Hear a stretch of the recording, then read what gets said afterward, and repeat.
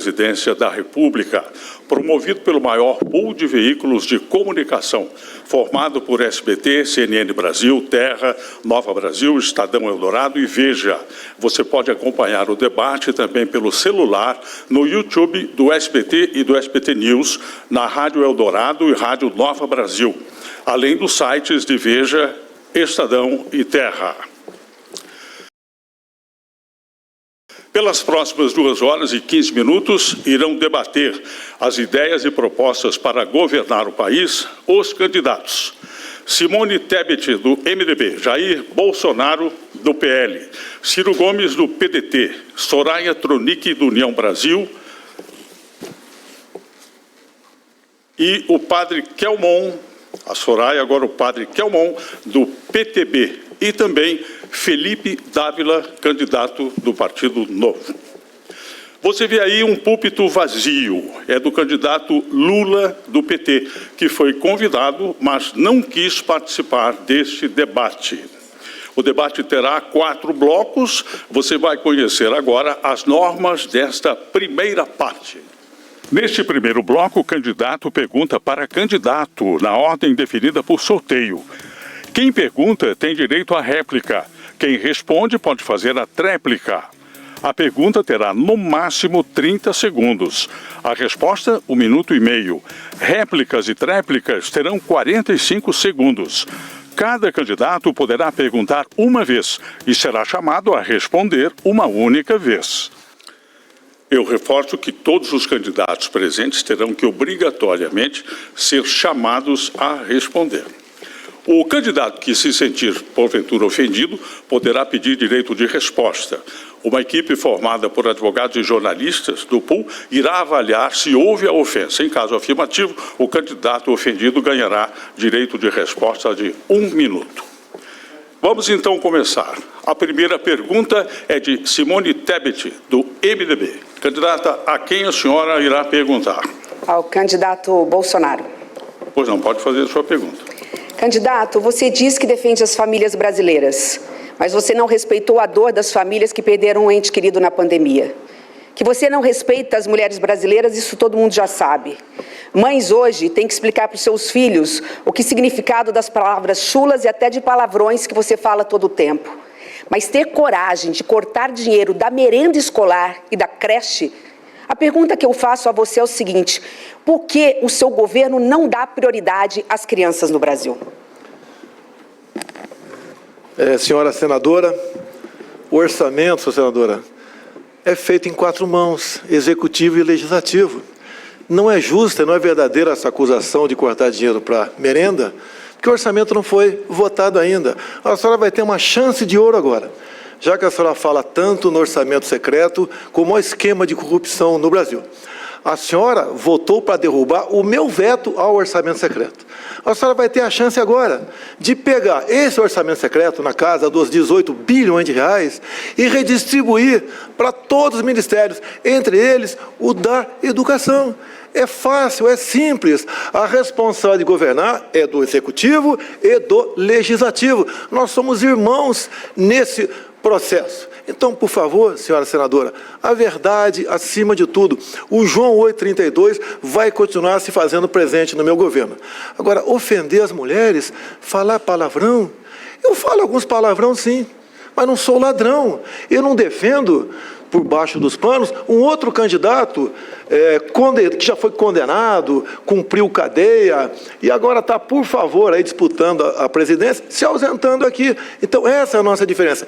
Eu defendo as mulheres, não da boca para fora, eu defendo de fato. A senhora não defendeu 2 médicas que foram na CPI da Covid, foram maltratadas, pisoteadas pelos seus colegas, e a senhora não fez nada. Eu recebi violência política de seus ministros e não vi o senhor em nenhum momento fazer uma defesa das senadoras que foram agredidas na CPI. Mas você é um péssimo exemplo, porque, além de tudo, mente em cadeia nacional. Vamos aos fatos. Você não trabalha, anda de jet ski e moto e não conhece a realidade do Brasil. Por isso é que disse que o Brasil não tem fome. Ora, candidato, você cortou mais de 90% dos programas do dinheiro para casas populares, para delegacias da mulher, tirou dinheiro de creches e de escolas, assim, sabe para quê? para pagar orçamento secreto, para comprar apoio no Congresso Nacional. Isso é corrupção. Hoje as nossas crianças estão comendo bolacha e suco em pó. No meu governo vai ser diferente. Eu não terei um governo corrupto como o do senhor e o do PT. Eu dou importância e respeito às crianças do Brasil. Por favor, o tempo, a réplica. Senadora, a senhora derrubou o veto do dito orçamento secreto. Esse orçamento é totalmente administrado pelo relator.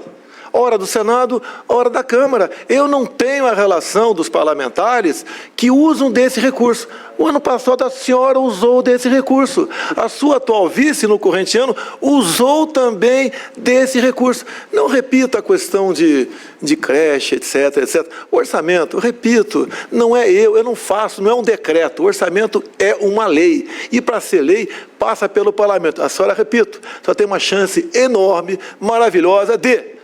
Agora, né, como parlamentar, pegar dinheiro desse dito orçamento secreto e mandar para essas áreas carentes. O candidato Jair Bolsonaro, do PL, é o segundo a participar. A quem o senhor pergunta, candidato? Como está estreando aqui o padre Kelmo? Padre Kelmo, pode fazer a pergunta, por favor. Como o senhor está estreando, padre Kelmo? Na ONU, eu falei sobre perseguição de religiosos, e especificamente Nicarágua, onde padres são presos, freiras são expulsas do país e rádios e televisões são fechadas. E o Ortega, o ditador, é amigo íntimo de Lula. E o Lula diz que essas questões nós não devemos nos meter. Pergunta ao senhor, padre Kelmo, o Brasil deve fazer gestões contra esse tipo de ditadura pelo mundo? Com certeza, nós somos uma nação cristã, 84% da população no Brasil é uma população cristã, entre católicos romanos, católicos ortodoxos e cristãos. Nós corremos os mesmos riscos que correm o povo da Nicarágua, porque a Nicarágua foi tomada por um ditador há 20 anos e que está perseguindo, nestas últimas 2 semanas, nós acompanhamos por todos os meios de comunicação a perseguição ferrenha aos cristãos. São padres que estão na cadeia, bispo que está preso, o povo que não pode mais frequentar as missas, não se celebra mais. Então, é uma perseguição explícita. E por que o Brasil corre esse risco? Porque o ditador da Nicarágua é amigo do grupo do Foro de São Paulo. E esse pessoal, eu não vi em nenhum momento esse pessoal da esquerda brasileira reclamar, falar, criticar, todos em silêncio. Ou seja, são amigos, são mais do mesmo, mas quando eles cometem essas atrocidades, ninguém fala nada, ninguém diz nada. O cristão é morto, é perseguido, e essa situação nós não queremos no Brasil.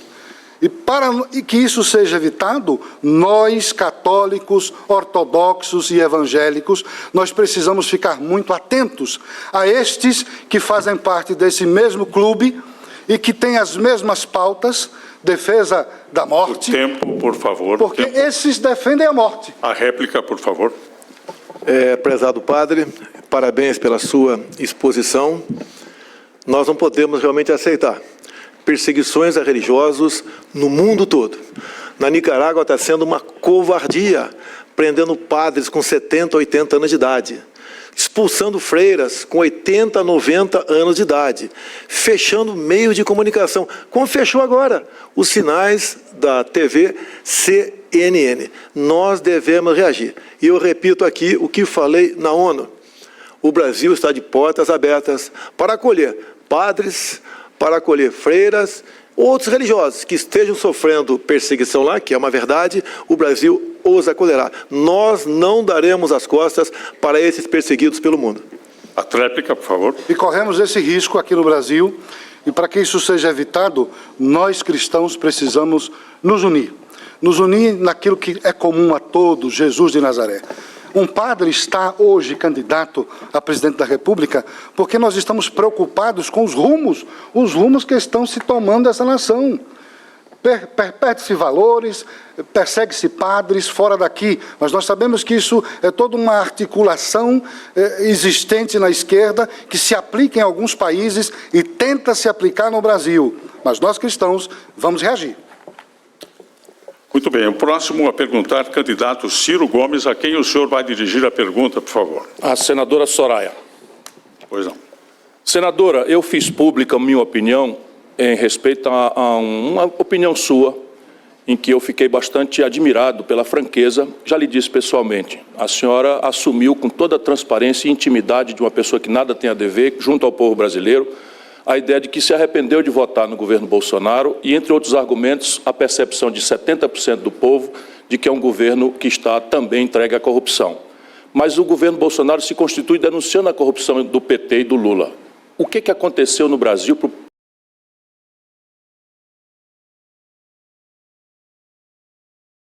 para a corrupção ter tanto domínio na nossa política? Candidato, muito obrigada. Primeiro, eu gostaria de cumprimentar a população brasileira, cumprimentar todos vocês e agradecer a oportunidade, essa oportunidade democrática. Dizer, antes de tudo, candidato Ciro, que uma sabatina, um debate é como uma entrevista de emprego.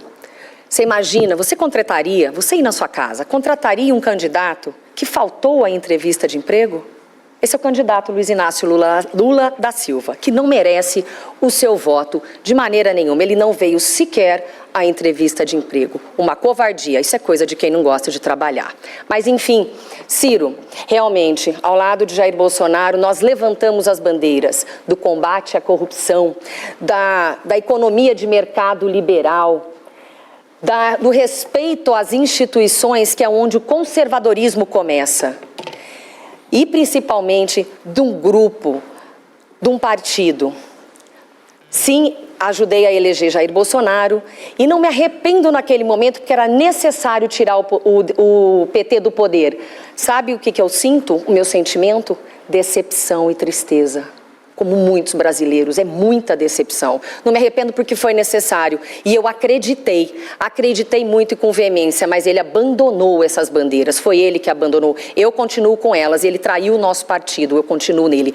Eu continuo no mesmo lugar. A pergunta tem que ser para ele. Por que é que ele traiu a nação brasileira? Ele que traiu. Eu não tenho nenhuma vontade de atacar pessoalmente a ninguém, né? Tento ser cordial com todos, mas o fato no Brasil, meu irmão, minha irmã brasileiros, é o que nos impõe refletir nessa noite em que estamos aqui, menos o candidato Lula, que não veio por cá, ou por estar com salto alto, acha que já ganhou e, portanto, desrespeita a todos nós, seus oponentes, e desrespeita especialmente a você. Mas nele não vem mesmo, é porque não tem como explicar nem as promessas, porque tem 4 mandatos que você deu a ele não cumpriu, e nem a denúncia de corrupção. Mas veja, o Bolsonaro teve uma oportunidade de ouro, porque foi eleito em função do mais devastadora crise econômica da história brasileira, em cima do mais generalizado escândalo de corrupção. E, infelizmente, foi levado ao constrangimento, porque teve filhos denunciados igual Lula, rendeu-se à corrupção. Eu quero prometer mudar isso. Réplica, por favor. Eu também quero dizer aqui que eu também não quero atacar ninguém na sua honra e nenhuma de forma pessoal, mas eu ando com o povo brasileiro que está passando fome, que está nas filas do SUS, o povo brasileiro que está desempregado, chorando, que está revirando lixo para encontrar o que comer, e principalmente do brasileiro que rala, que paga uma das maiores cargas tributárias desse país e simplesmente não tem a contraprestação do Estado. Eu não posso deixar de aproveitar esse espaço para falar a verdade para o povo brasileiro. Sinto muito se a pessoa veste a carapuça e se sente ofendida. Aí é outra históa, mas o povo brasileiro vai saber. O senhor levantou a mão, candidato? Direito de resposta, sendo chamado de corrupto aqui, eu quero saber qual a acusação faz. Ok, nós estamos já avaliando o seu pedido de resposta e daremos já a informação. Agora, nesse momento, a candidata do União Brasil, Soraya Tronic, por favor, faça a sua pergunta dirigida a quem? Luiz Felipe Dávila. Pois não. Candidato, você já brincou de o que é o que é? Eu vou te perguntar. O que é o que é? Não reajusta a merenda escolar, mas gasta milhões com leite condensado. Tira remédio da farmácia popular, mas mantém a compra de Viagra. Não compra vacina para a Covid, mas distribui prótese peniana para os seus amigos. O que é o que é? Bom, primeiro, é um prazer estar aqui em mais um debate. Eu espero que hoje nós discutamos propostas para o futuro do Brasil. O eleitor brasileiro quer saber como o Brasil vai voltar a crescer, a gerar renda e emprego. Este é o tema. A polarização vem acabando com a discussão sensata neste país, a discussão de propostas. E um Brasil que não cresce há mais de 10 anos precisa de respostas concretas de como o Brasil vai voltar a crescer, a gerar renda e emprego. Eu sou um brasileiro como vocês, que trabalha, que vive do mercado, que não vive da política. E nós precisamos tirar esse Estado ineficiente, pesado das costas de quem produz, trabalha, empreende. Senadora, é uma vergonha quando nós olhamos o orçamento dessa nação. Não são as prioridades do cidadão que estão contempladas, são as prioridades das corporações, de quem tem lobby no Congresso. Por isso, quando se aprova uma PEC kamikaze, quebrando o teto de gasto, gastando mais do que se tem, o que acontece é que o Brasil paga 500 bilhões de dólares de juro e só tem 23 bilhões de investimento público. Por isso, essa desgraça. O que a senhora declara aqui é um Brasil que não tem noção das suas prioridades. A prioridade é a merenda, é a farmácia popular, e tudo isso se perdeu no que se chama de orçamento secreto, uma excrescência que sim conta com o peso do Congresso Nacional e do Presidente da República. É uma vergonha. Tempo. Por favor, a réplica. Aumente. A réplica, perdão. Quem vetou o aumento da merenda escolar e gastou milhares e milhares de reais com leite condensado, quem cortou o orçamento da farmácia popular, mas manteve Viagra, quem foi que atrasou as vacinas para o povo brasileiro, mas não atrasou na prótese peniana para os seus amigos, foi o atual governo. E eu estaria ao lado dele, eu não estaria aqui neste lugar se ele tivesse sido honesto, se ele não tivesse mentido para todos nós brasileiros. Eu estaria sim ao lado dele. E simplesmente o que foi feito é que estragaram até mesmo a reputação de uma direita brasileira que estava nascendo. Agora, não sim, é representante da direita, nos enganou. Tempo, por favor, agora sim a réplica. Senadora Soraya, eu compartilho da sua indignação, mas também me estranha como foi possível votar a PEC kamikaze, como foi possível votar a PEC dos precatórios, dar o calote. O cidadão brasileiro tem o direito de receber um direito que ganhou contra o Estado, e agora não vai receber porque aprovaram uma emenda constitucional dizendo que essa conta só vai ser pagada por seus filhos e netos. É um desrespeito total com o pagador de imposto. Na verdade, você que trabalha, produz, trabalha 5 meses por ano para pagar imposto que não vai para as suas prioridades, vai para a prioridade do corporativismo. Nós temos de acabar com isso. E só tem um jeito, você colocar no poder alguém como você, como eu, para acabar com a farra dos políticos. Obrigado, candidato Bolsonaro. O senhor pediu direito de resposta na pergunta e na resposta de Soraya Tronic, do União Brasil, é isso? Sim, e depois também foi acusado de corrupto. Pergunta e réplica, perdão. Pergunta e na réplica, é isso. É isso mesmo. Bom, já estamos estudando as duas situações. Padre Kelmon, do PTB, agora fará a pergunta. Para quem o senhor vai perguntar? Ciro Gomes. Candidato Ciro Gomes, todos os candidatos aqui vão à igreja no período eleitoral. Curiosamente, só os vemos nos templos e igreja nesses períodos. Como um cristão que o senhor é contra o aborto? Caso a resposta seja positiva, aceitaria assinar ainda hoje um pacto pela vida, se comprometendo a proteger as vidas dos bebês nos ventres de suas mães? O convite para assinar também está aberto a todos os candidatos aqui presentes. Por favor, a resposta. Reverendo, eu, de fato, estou muito preocupado com a sorte do povo brasileiro. Deixa eu lhe dar aqui cá alguns números, o senhor é recente na atividade política e é bem-vindo, mas no Brasil, nesse momento, entre desemprego aberto, desalento, que é o que desistiram de emprego, ou vivendo de bico na mais selvagem informalidade, nós temos 2/3 do povo brasileiro. E eu estou muito concentrado produzindo soluções para isso. Um programa de renda mínima de cidadania que espanque a fome que está no lar de 125 milhões de pessoas que hoje não fazem as 3 refeições. Resolver o problema do endividamento explosivo das famílias, que estão hoje à conta de 66 milhões e 600 mil pessoas. Estabelecer uma lei anti-ganância que vede a superação de 200%, de 100% de juros no crédito de curto prazo. E fazer uma revolução pedagógica na educação. O senhor deve estar pensando, está escapando da questão? Não, não estou. Quero só lhe advertir, com muita humildade e cuidado, é de que o nosso poder como presidente para este assunto é nenhum. Nenhum mesmo. O Congresso Nacional Brasileiro também ele próprio tem evitado. Por quê? Porque é um assunto que envolve aspectos de saúde pública, envolve aspectos morais muito graves, aspectos religiosos, e nós cristãos temos absoluta aversão a qualquer tipo de morte, portanto, o aborto para nós é uma tragédia. A questão não é essa, a questão é qual é o papel do Estado no enfrentamento dessa tormentosa questão. E eu confesso que, para mim, a legislação como está é o alcance possível que nós, na sociedade brasileira tão dividida, alcançamos. A réplica, por favor. Povo brasileiro, nós todos sabemos que o assassinato, o aborto é um assassinato e o senhor sabe disso. Então nós temos que ter um posicionamento firme, defender a vida, porque se nós não defendermos a vida, tudo que o senhor está dizendo aí, vai fazer educação, vai fazer isso, fazer aquilo, o senhor vai fazer para quem se não existir o ser humano?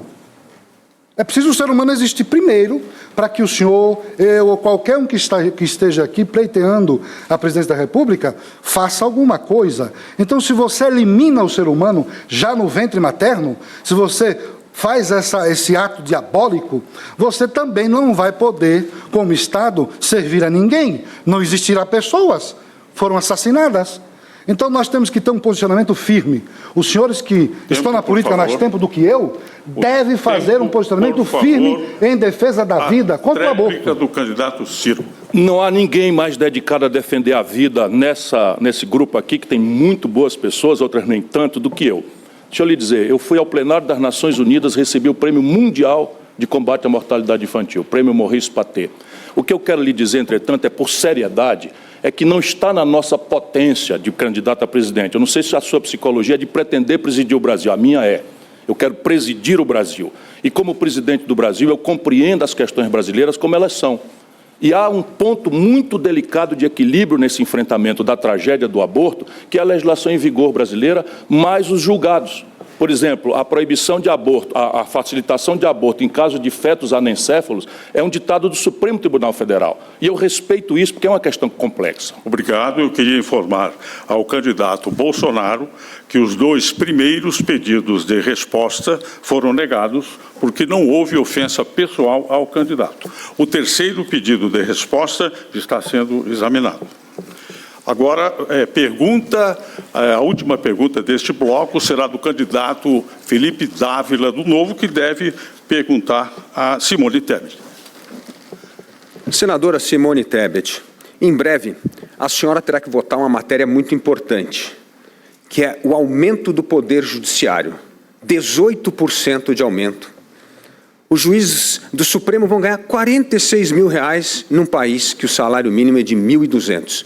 Eu gostaria de saber como a senhora votará esse tema tão importante, porque uma das funções do presidente da República hoje é acabar com essa república de privilégios que só drena o bolso do pagador de imposto no Brasil. Candidato Felipe, como senadora da República, eu vou votar contra e eu já disse isso publicamente no Senado Federal. Nós não podemos admitir, num país que tem 33 milhões de pessoas com insegurança alimentar e passando fome, 10 milhões de trabalhadores desempregados, e o desemprego maltrata, o desemprego machuca o trabalhador.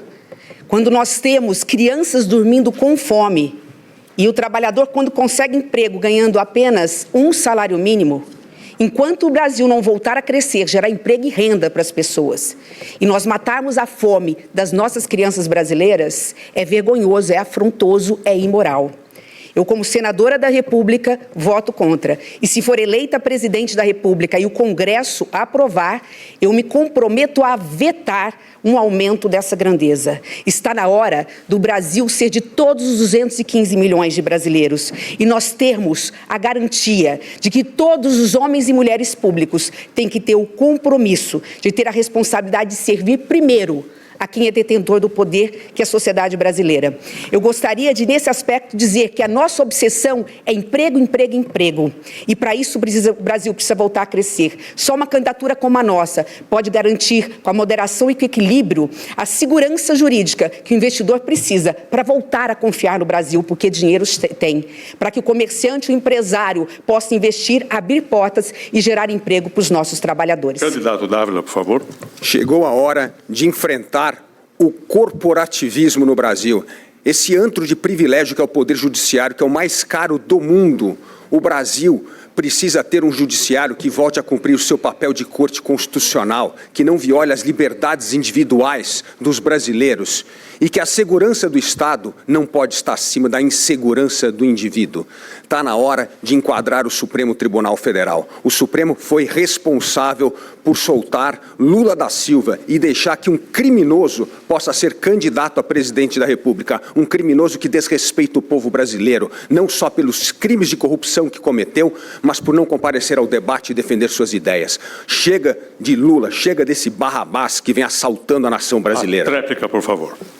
Eleita presidente da República, um dos primeiros atos da minha gestão vai ser, através de um ato normativo, determinar e exigir que todos os ministros do meu governo deem transparência absoluta no orçamento brasileiro, do dinheiro que você paga em forma de imposto e que está lá para ser executado pelo Executivo. Vocês vão ver ali não só os poderes com muito recurso, mas o orçamento secreto para onde está indo e para onde não está indo. Aqui está dizendo que não existe orçamento secreto, que isso não é corrupção. Não acreditem nisso. O orçamento secreto é corrupção do governo federal, que compra apoio do Congresso Nacional para poder se reeleger, faltando dinheiro lá para colocar no posto de saúde, na merenda escolar, faltando médico para fazer as cirurgias que vocês tanto precisam. Obrigado. Nós estamos encerrando aqui o primeiro bloco deste debate. Você vê imagens do estúdio 4 do SBT, onde as equipes dos candidatos, convidados e jornalistas acompanham o debate. Se você quiser saber mais sobre os bastidores, é só acessar